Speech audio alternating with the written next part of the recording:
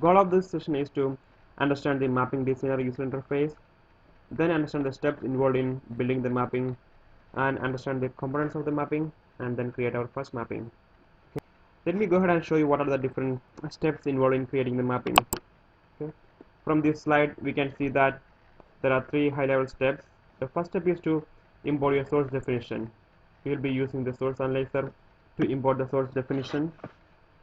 Once you have your source definition imported, you will be creating your target definition. The target definition will be created using the target designer.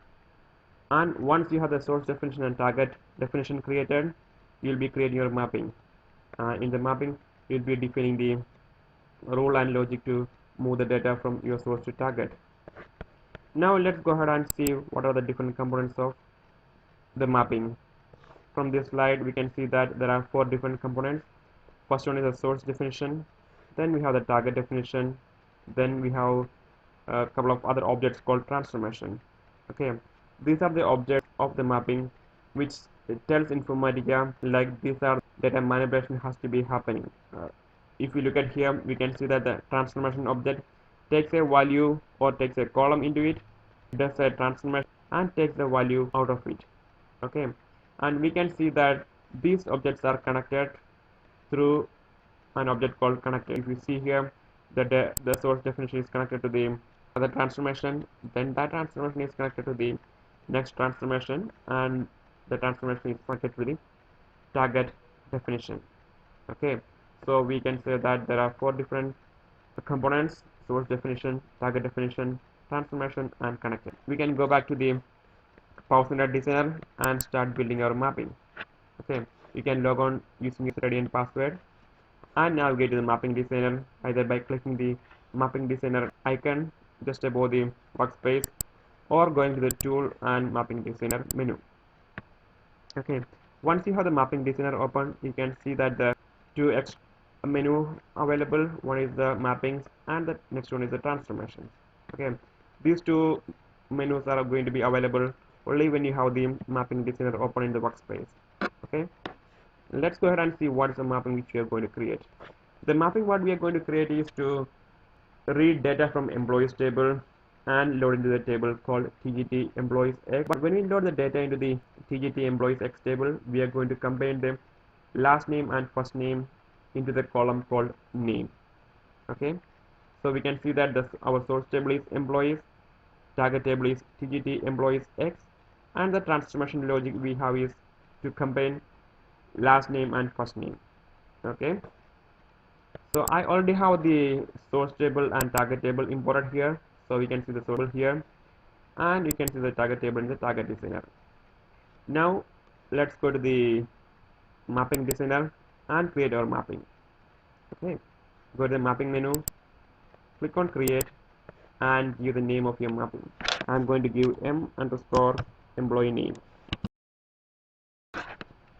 Click OK. You can see that the mapping has been created in the repository navigator. Okay, and you can see the name over here as well. Okay, now the first step is to pull your source into the workspace.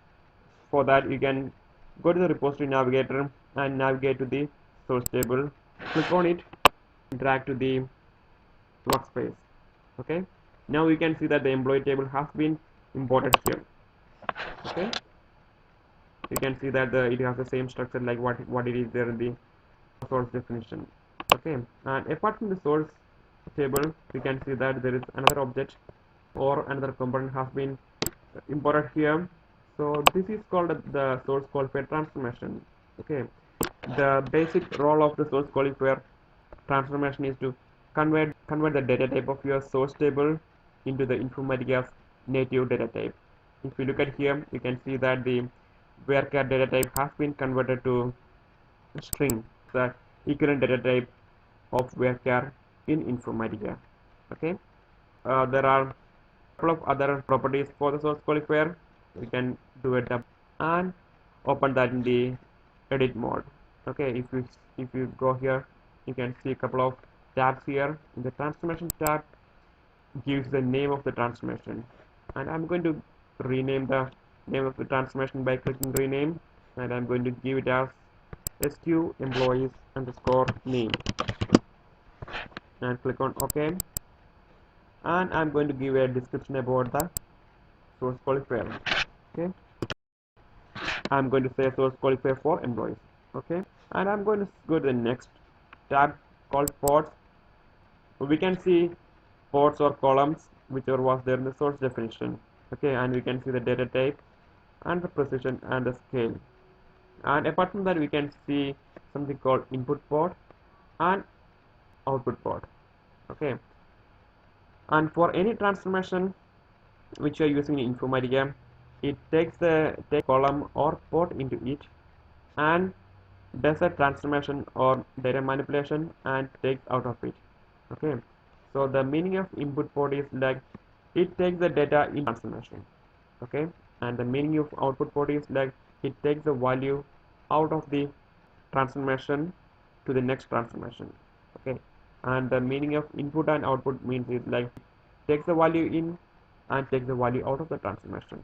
So if you look at here, you can see that the employee ID will come to the source qualifier and will go out of the source qualifier as well. Okay, and if you go to the properties tab, we can see that there are a couple of other properties like SQL query that says that if you want your own SQL query to pull the data from the source, you can give the SQL query here. And in case we are creating a mapping which has multiple source tables, you can do a join on those tables based on this option. Okay, and we can filter the amount of records or the number of records being read from the source using this source filter option, and you can do a putting of the data using this option. Okay, and there are a couple of other advanced level properties. We will see those properties later on.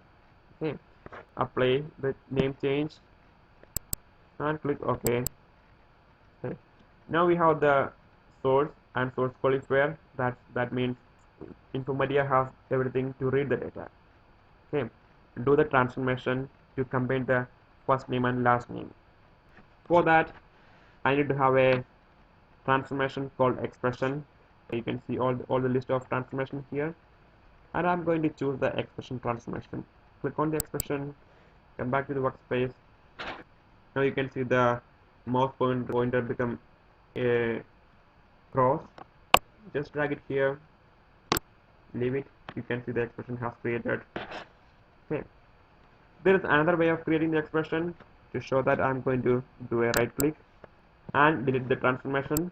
Okay, to create the transformation, you can go here and click on create and choose the expression transformation from the drop down and give the name of the expression.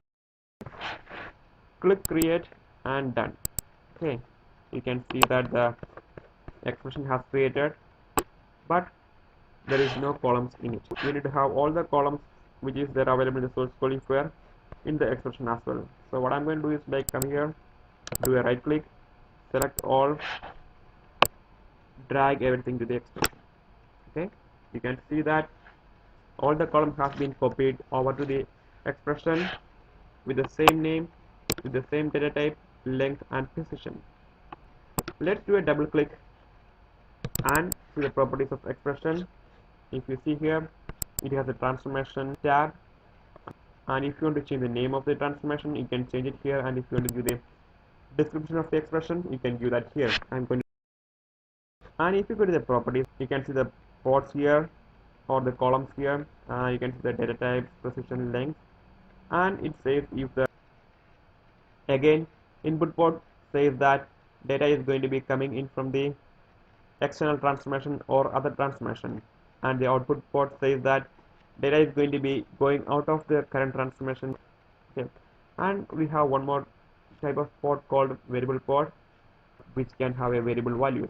Okay, now we know that we need to create a value which is going to be combination of the first name and last name.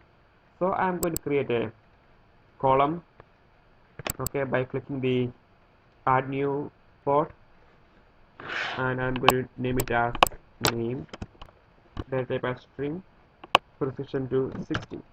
Okay, I know that value of this port is not going to be coming from the previous transformation, so I'm going to uncheck this, and it says that it's a output only transformation. Okay, that means that we need to create the value of this port within this transformation. So for that we have something called expression here. Click on this and it's going to open the formula editor. Okay, you can see a list of functions here and you can see the available ports. Okay, what I need to do is like I need to combine the first name, concatenate that with space, then concatenate that with the last name. Then you can do a while date, then click OK. Now I have created an extra column or port called name. That's going to be an output only port, and it's going to be an expression, and that's going to combine the last name and first name. Okay, I don't need the last name and first name in the target table, so I don't have to take that out of this transformation. So I'm going to uncheck and I'm going to make it only input port. Okay, now we have created the expression, and this expression is going to create a new column called name, and that's going to combine the first name and last name. Okay, click apply and OK. Okay. At this point we have read the data from the source, convert the data type, and combine the first name and last name and create the new column called name. Okay, the last thing what we need to do is to connect these columns into the target. So I am going to the repository navigator, click on the target table and drag it to the designer workspace. Okay, now I need to connect between the columns from the expression to the target. For that I am going to click on the employee ID column and drag it to the employee ID of the target. Once you come here, you can see that it's getting highlighted. Once it is highlighted, just leave it. Okay, now I want to connect the name column from the expression to the target table. You can do the same thing. Okay, if you have too many columns, this process of clicking and dragging can be tedious, so I can show you an easier method. For that, go to the layout menu, click on the auto link by name. Okay, come back to the expression, click on here and just drag it.